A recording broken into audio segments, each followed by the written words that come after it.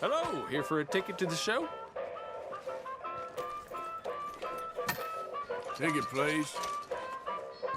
We'll be starting soon, just inside the tent there.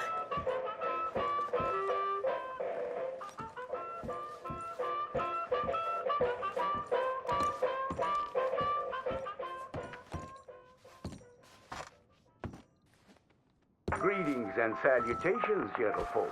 This here's the story about a young couple from the village of Annisburg that was courting a few years after the Revolutionary War. Courting in the woods, as you know young people want to do.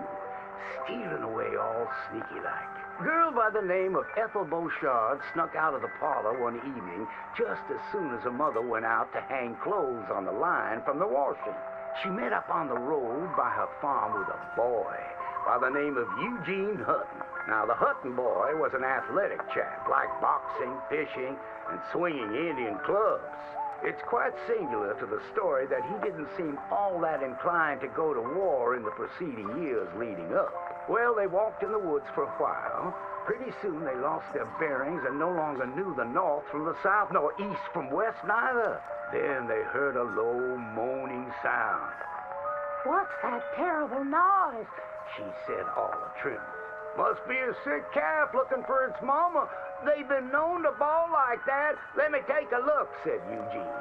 Well, old Eugene went and disappeared around a tree, came out the other side, and gave her a terrible fright. Boom!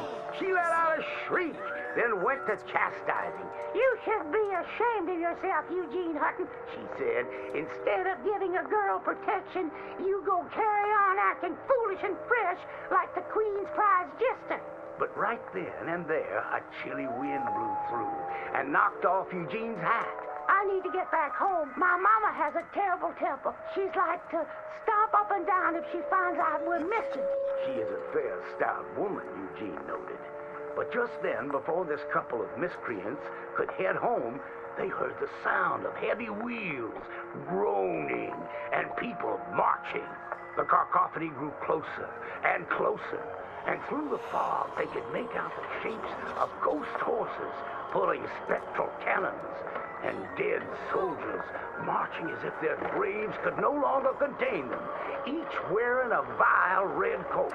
You will pay for your moral transgressions, the dead soldier howled, and cut his head clean off. Miss Beauchard shrieked in horror as Eugene's head landed right in her hands, his eyes still darting about, attempting to discern what horror had transpired. Little Miss Ethel Beauchard ran as fast as she could, stumbling and getting caught on trees as she tore through the forests. Terrified for her life, the dead soldiers marching after, hungry for blood. When she returned home, she told the people of the village that an army of the dead had taken Eugene within the confines of the fog.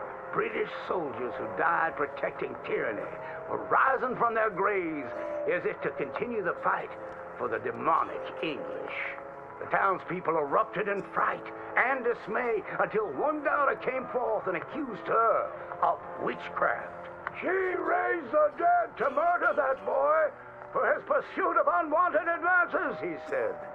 So she too must perish. And that very night, they put her to the stake and burned her dead. Now let that be a lesson to you young ones not to go courting in the woods, in case the English lurk there still.